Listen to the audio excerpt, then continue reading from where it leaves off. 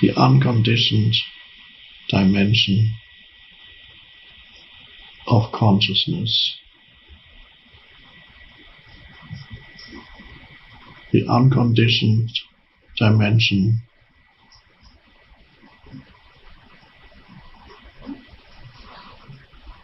to who you are, you, the unconditioned I.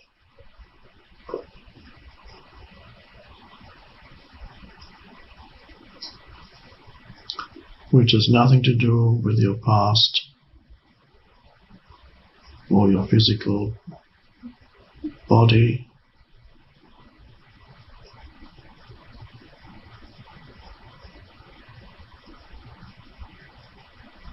or your person or personality.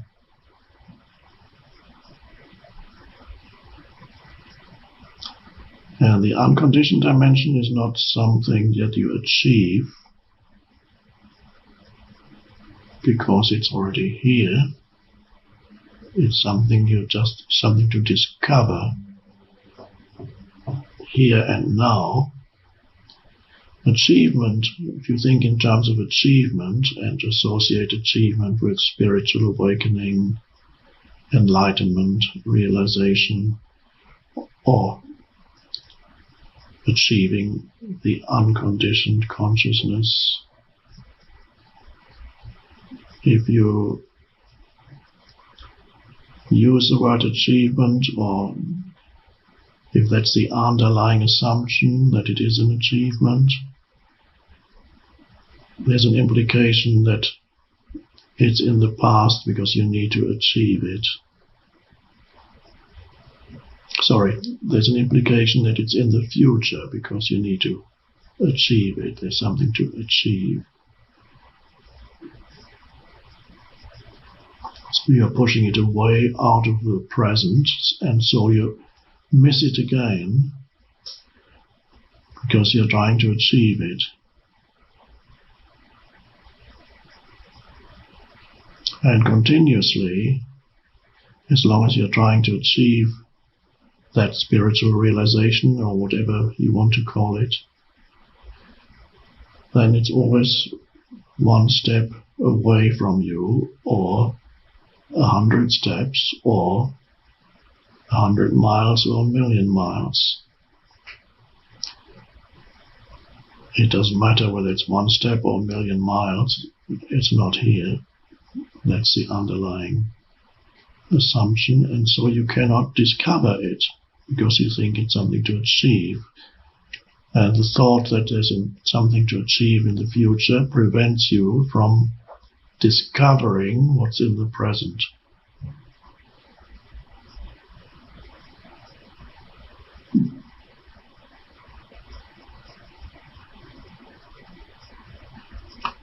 On other levels of your life, achievement is fine. It's good to achieve certain things, to learn something new, to bring something into manifestation, to create something, even to have goals.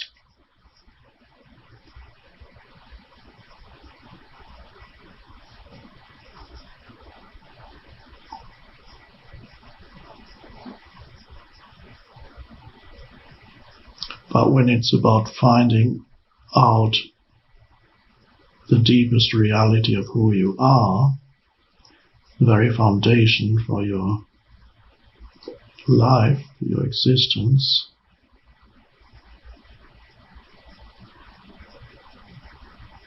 then the idea of achievement is a hindrance.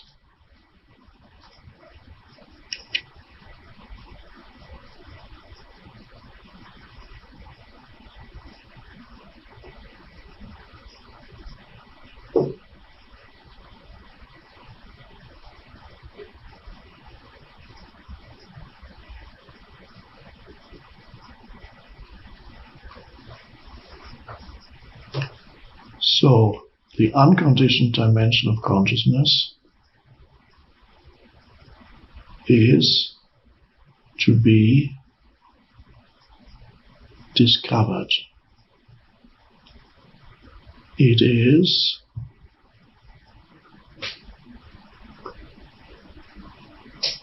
one could almost say hiding or concealed, covered up.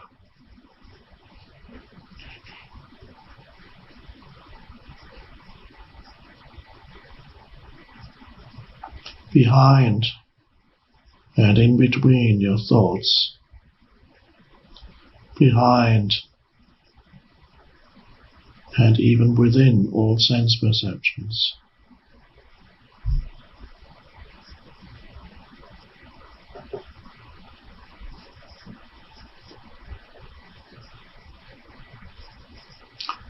And so to discover it, you need to find that space in your consciousness, in consciousness,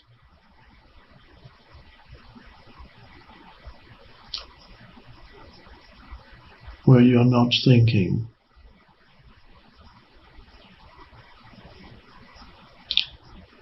So to stop thinking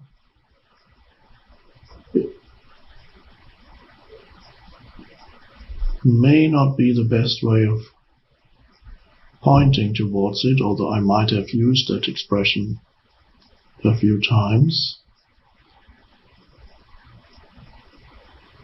To stop thinking again implies that there's some active doing involved. It might also make you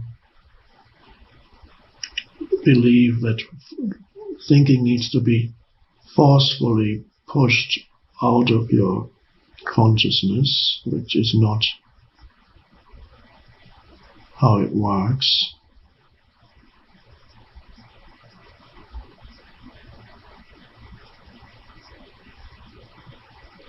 It's to discover that that space of not thinking is already there between when one thought subsides, before the next thought comes. There's a space of pure awareness without mind activity.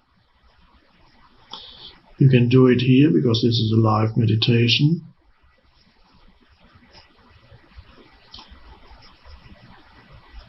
Whenever I'm not speaking, which is part of the time here,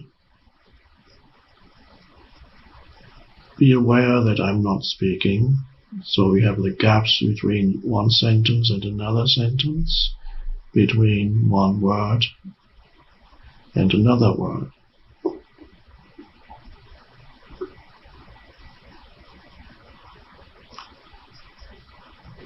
The moment you become aware of the gap, like now,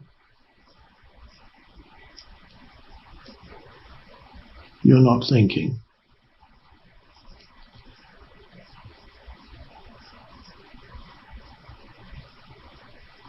It's very subtle and very simple.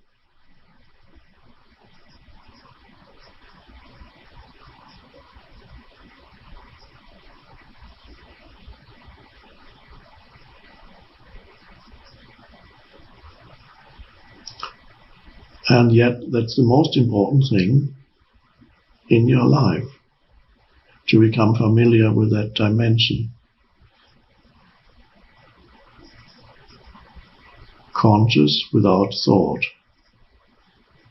spacious, still, but alert, not the stillness of moving towards sleep, but alert stillness.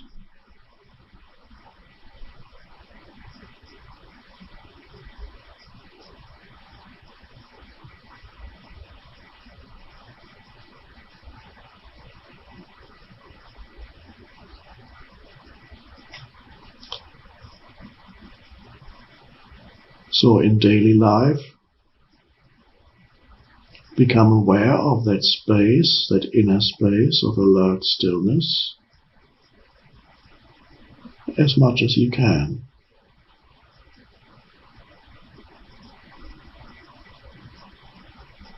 Initially, you may need a crutch, so to speak, something that helps you. For example, alert sense perception, especially looking at something like the sky, which is spacious, without imposing any thought on it, but being aware of the one who is looking. Whatever you're looking, it might be the sky, or it could be other things too. You're looking at something, at the same time you're aware that you are looking. Now when I say you, it's not the historical you, not the person, but you as the consciousness.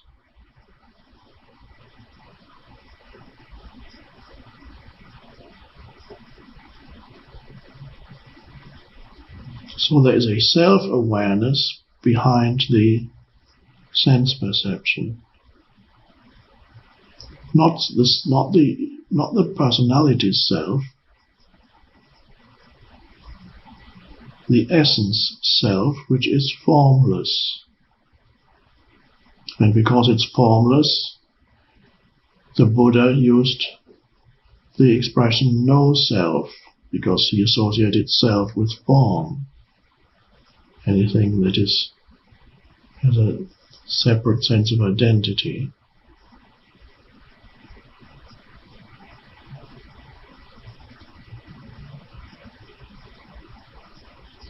That's what Jesus pointed to, if nobody understood it at the time, not even for 2,000 years afterwards. Deny thyself.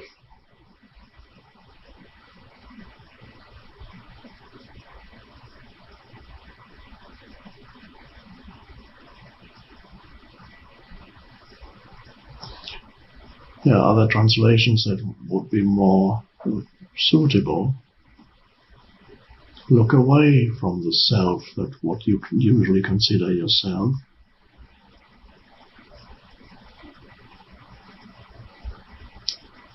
Look deeper.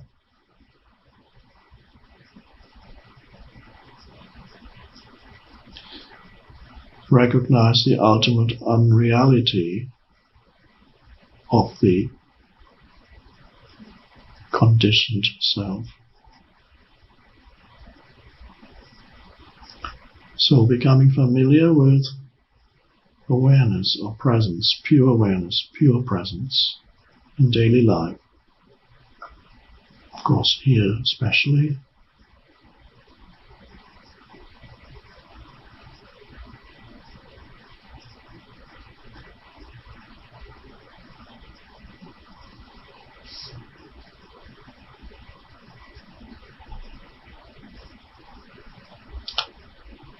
Becoming familiar with just being present.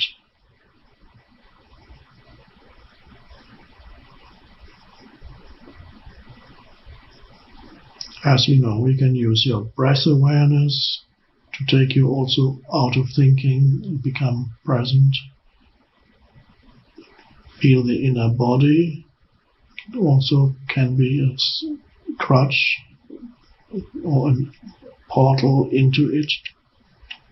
And then a time comes, and it may be now, don't wait for it, when you can just go step out of thinking without needing anything to help you step out of thinking. You can just go, okay, I'm not thinking now. And then you look around, wherever you may be, whether you are in surroundings that are pleasant, conducive to meditation, you could do it there, or whether you're in surroundings that are challenging, and you suddenly discover that the main challenge is not your surroundings or your situation, but your thoughts about it. And even at that moment, you can step out of thinking which implies that you accept that moment completely. Because the moment you step out of thinking, there's nobody there to argue with what is.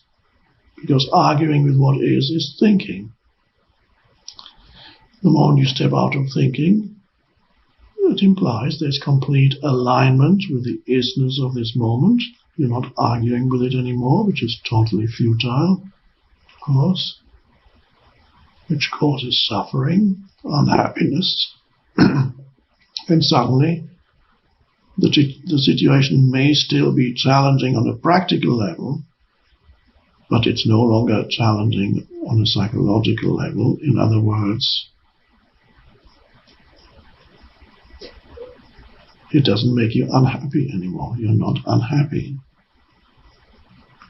Not because you've pushed unhappiness away, suppressed it. No. It dissolved. Because it was created and sustained by thinking.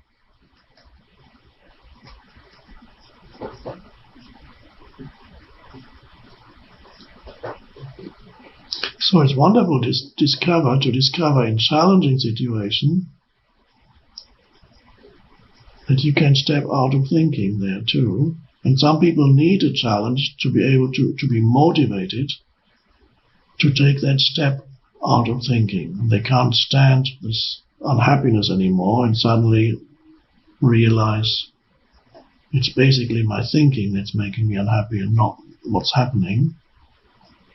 And they step out of thinking. Oh. And for people who go through extreme suffering, that's the erosion of the ego that can happen in that way, because the ego is identification with thinking. When you're not thinking, there's no ego. And if your life situation is so unpleasant that you can't stand the suffering anymore, then the unpleasantness, the challenging life situation forces you, if you're ready for it, forces you out of thinking. Whether it's through serious illness, serious loss, and so on.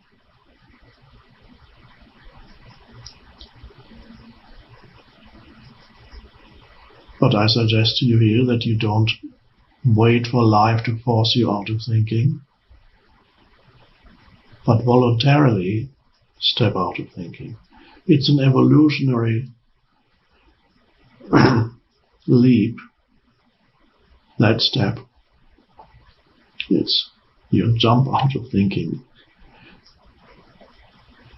Either because you can't stand the suffering anymore, or if you are advanced enough, voluntarily. And this is why we're here, what's happening here.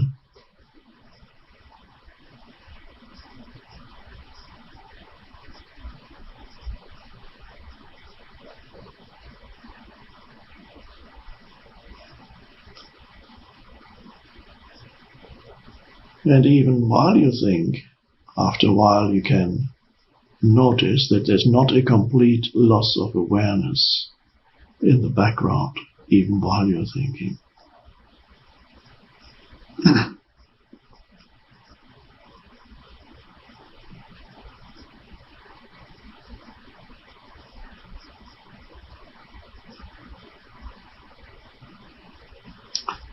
So at times it's wonderful to have these spaces of no thought, and it's vital.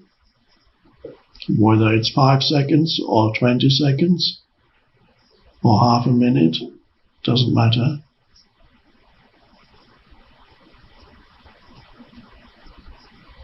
That's the evolution of consciousness. That's the awakening. And gradually you no longer rely on thinking for your sense of identity.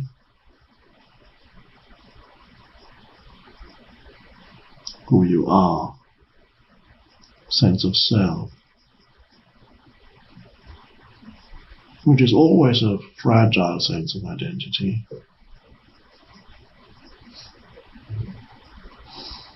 Vulnerable, always lacking in this or that.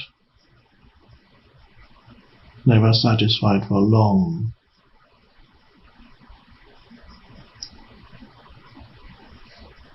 And then the sense of self shifts to presence. You are essentially the presence, awareness.